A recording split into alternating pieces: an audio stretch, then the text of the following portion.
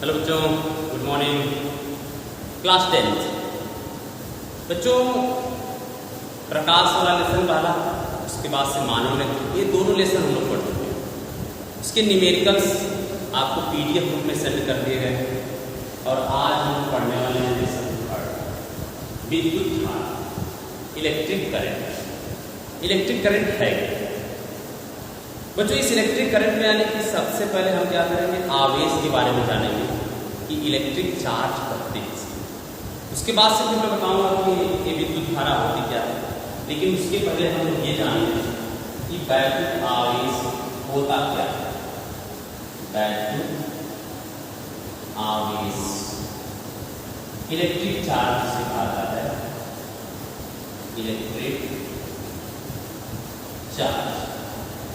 Electric charge है बच्चों, आप एक प्रयोग के द्वारा समझ सकते हैं। जैसे अगर प्लास्टिक की वस्तु ले लीजिए, कंघा है, पेन इस प्रकार की, आप इसे क्या करिए, अपने सूखे बाल पर रगड़ दीजिए।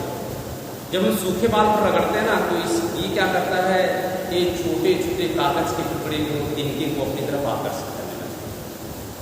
तो बच्चों, अगर इस प्लास्टिक को जब हमने रगड़ा यानी घर्षण किया, ये कागज के छोटे टुकड़े को अपनी तरफ क्या कर रहा है, आकर्षित कर रहा है। इसका मतलब रगड़ने के फलस्वरूप इसके अंदर एक गुण आ गया है और उस गुण के कारण क्या कर रहा है, आकर्षण या प्रतिकर्षण पर आरोपित कर रहा है। यानी उस गुण के कारण इसके चारों तरफ एक वैद्युत और चुंबकीय प्रभाव उत्पन्न हो गया। तो उस गुण को ही हम कहते हैं क्या, वैद्युत आवेश। यानी वैद्युत आवेश किसी वस्तु का वह गुण है जिसके कारण वह वस्तु वैद्युत व चुंबकीय प्रभाव प्रदर्शित करता है। यानी उस गुण के कारण वह वैद्युत और चुंबकीय प्रभाव दर्शाता है, उस गुण को ही कहा जाता है वैद्युत आवेश। ठीक है, ये जो वैद्युत आवेश किसी वस्तु पर उत्पन्न होता है ना, ये इलेक्ट्रॉनों के स्थानांतरण के कारण होता है।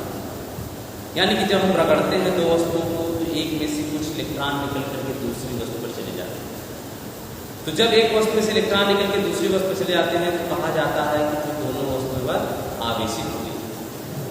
जिसमें से इलेक्ट्रॉन निकलता है, एक प्रकार का आवेश उस पर आएगा, और जिस पर इलेक्ट्रॉन पहुंचेगा, एक प्रकार का आवेश उस पर आएगा। तो अगर मान लीजिए कि हम किसी प्रयोग में या फिर किसी चालक से, किसी वस्तु से अगर n इलेक्ट्रॉन निकलते हैं और किसी दूसरे चालक पर n इलेक्ट्रॉन पहुंचते हों, तो दोनों वस्तुओं पर जो आवेश का परिमाण होगा वह हो जाएगा Q बराबर प्लस माइनस n। यह Q क्या है, आवेश को, वैद्युत आवेश को किससे दिखाते हैं, जो वैद्युत आवेश हो गया, वैद्युत आवेश किसे हम दिखाते हैं, Q से।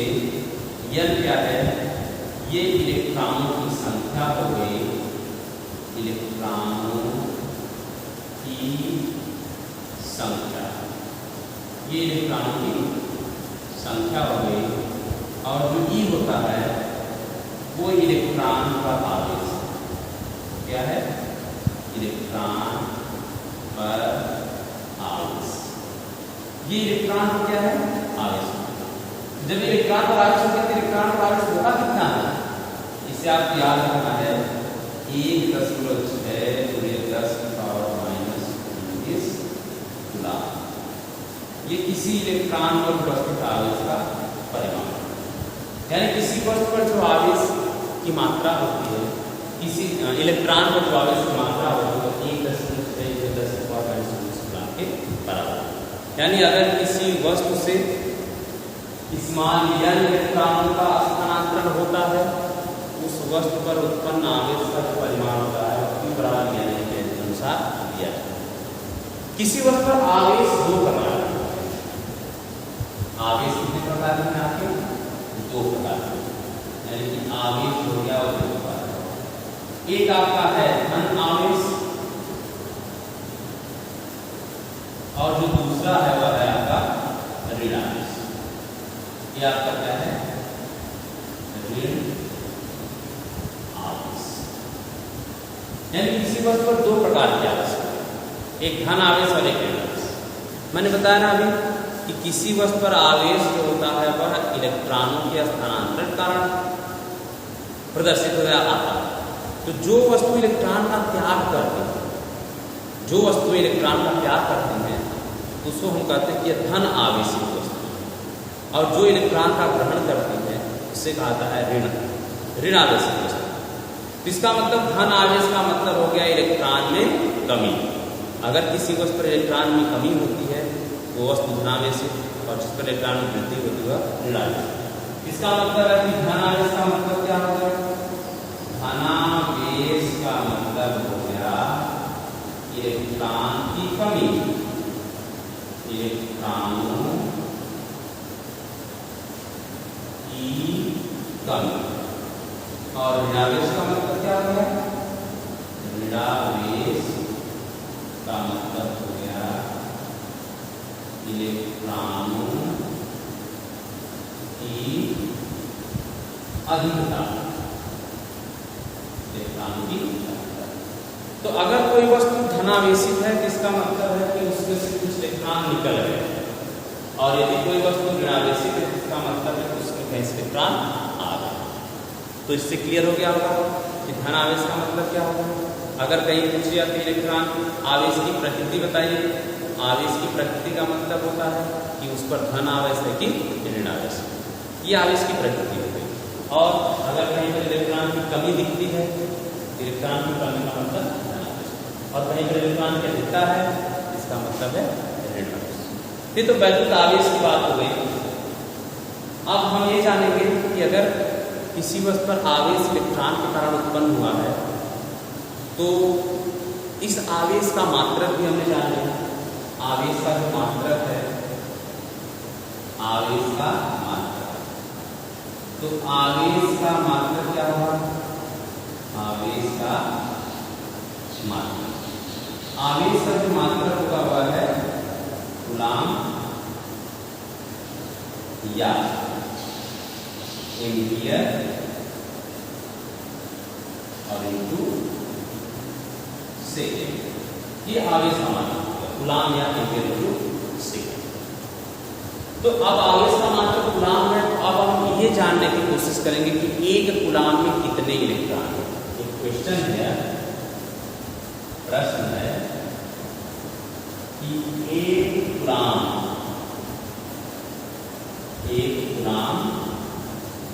में इलेक्ट्रॉनों की संख्या बताइए। एक कूलाम में क्या करना है आपको? इलेक्ट्रॉनों की संख्या बताना। तो इसका हल क्या हो जाएगा? सॉल्यूशन इसका सबसे पहले तो जो Q का मान है वही दिया हुआ है, एक कूलाम। आवेश का मात्रक कूलाम होता है, उसका मान कितना दिया हुआ है? एक कूलाम दिया हुआ है। ये हो गया आपका Q। और E का मान हम जानते हैं 1.6×10⁻⁻19 क्या होता है? कूलाम। कूलाम को C से दर्शाते हैं। और हमें क्या करना है कि इलेक्ट्रॉनों की जो संख्या है या परमाणु की संख्या हम इस सूत्र की सहायता से कर सकते हैं। तो सूत्र हम यूज करेंगे, सूत्र Q बराबर क्या? यानी Q बराबर यानी होता है कि यहाँ से Q का मान कितना है? 1। N का मान निकालना है, E का मान इसका मतलब है N बराबर 1/1। तो किसी भी वस्तु पर यदि एक कूलाम आवेश है, उस एक कूलाम आवेश का मतलब है उस पर इलेक्ट्रॉन संख्या बराबर E के बराबर। अब E का मान रख दीजिए, तो N बराबर 1/1.6×10⁻⁻19। ये कितना आ जाएगा? 10⁻⁻19 ऊपर कर दीजिए, हो गया 10/16 और 10⁻⁻। 2 से काटेंगे कितना आएगा? 5/8। अब 10⁻1 प्लस 19, या इसे कर सकते हैं कि 50/8 10⁻18। 50 में 10/18 हो गया। तो हम इसको भी कर सकते हैं कि N बराबर 50 18 यानी 25/8 8 8 9 24 और 8/40। अब पूरे 10 की किसी भी चालक पर या किसी वस्तु पर यदि एक कूलाम का आवेश है, एक कूलाम आवेश होने के लिए उस वस्तु पर 6.25 गुणे 10 की पावर 18 इलेक्ट्रॉन होने चाहिए। अगर इससे कम आवेश है, किसी भी वस्तु पर यदि इससे कम आवेश है तो उस पर एक कूलाम आवेश नहीं होगा बल्कि उससे कम होगा। एक कूलाम आवेश बनाना है तो 6.25 10 पर 18 इलेक्ट्रॉन या फिर 1/e इलेक्ट्रॉन उस पर होने चाहिए। ये तो आवेश की बात हुई। अब हम जानेंगे कि वैद्युत धारा किससे है।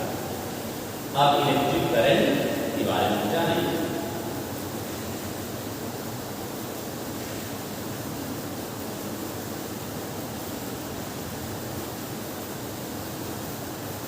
अभी दूसरी टॉपिक हमारी है वो है विद्युत धारा।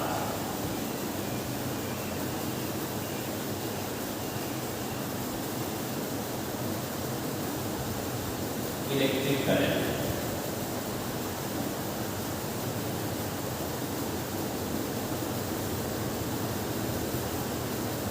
ये वैद्युत धारा, अभी तक तो हमने जाना आवेश है, और ये जो आवेश में जाना इलेक्ट्रॉन है, ये सब क्या होते हैं कि किसी चालक में।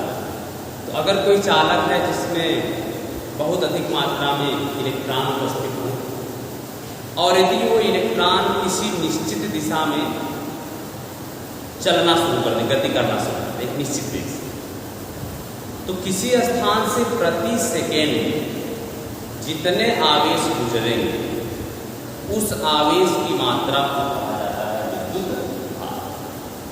यानी कि प्रति सेकेंड किसी चालक से प्रति सेकेंड गुजरने वाले आवेश की मात्रा को वैद्युत धारा कहते हैं। कोई भी चालक एक सेकेंड में जितना आवेश करेगा वही उसकी वैद्युत धारा। या हम कह सकते हैं आवेश प्रवाह की दर को वैद्युत धारा। सिंपल सा आवेश प्रवाह की दर वैद्युत धारा कहते हैं। आवेश प्रवाह की दर क्या कहते हैं? वैद्युत धारा। आवेश प्रवाह की दर वैद्युत धारा। तो यदि हम कहते हैं कि यदि Q कूलाम आवेश, Q कूलाम आवेश 30 सेकेंड के लिए प्रवाहित हो तो वैद्युत धारा कितनी हो जाएगी? वैद्युत धारा को हम समाहित करते हो जाएगा I बराबर Q/V। ये वैद्युत धारा कि आवेश प्रवाह की दर को वैद्युत धारा कहते हैं। और यदि किसी चालक में Q कूलाम का आवेश 30 सेकेंड के लिए प्रवाहित होता है तो उसमें प्रवाहित जो धारा का मान होगा वह I बराबर Q/T के बराबर। इसका मात्रक जो होगा, मात्रक ऊपर का कूलाम और नीचे का क्या हो जाएगा? सेकेंड।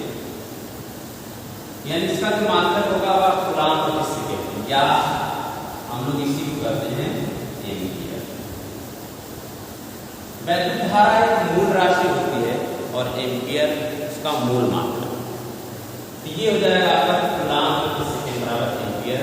ये वैद्युत धारा का मात्रक, ठीक है। ये वैद्युत धारा जो है अदिश राशि। ये क्या है? यह एक अदिश राशि होती है। ये अदिश राशि, अदिश राशि इसलिए है क्योंकि इसमें केवल परिमाण होता है, इसमें दिशा नहीं होती। दिशा भी होती है, परिमाण होता है, दिशा भी होती है, लेकिन फिर भी ये अदिश राशि। इसके अदिश होने का जो कारण होता है वह है कि यह सदिश योग के नियम का पालन नहीं। यानी कि जब कोई सदिश राशि, जब कोई भी राशि जिसमें परिमाण भी हो, दिशा भी हो और वह सदिश योग के नियम का पालन करती है तो उसे हम कहते हैं सदिश राशि। और यदि सदिश नियम का पालन नहीं करती है तो उसे कहा जाता है अदिश राशि। तो वैद्युत धारा भी उसी में की है। इसमें क्या होता है कि परिमाण व दिशा दोनों होते हैं, लेकिन ये सदिश योग के नियम का पालन नहीं करते। जब सदिश योग के नियम का पालन नहीं करते हैं, इस चीज को कहा था कि क्या है, अदिश राशि। तो बच्चों आप यहाँ तक अच्छी तरह से पढ़ लीजिएगा, PDF आपको सेंड कर दिए गए हैं, आप इसकी नोट्स बना लीजिएगा। अगर नहीं समझ आता तो मुझे बताइएगा।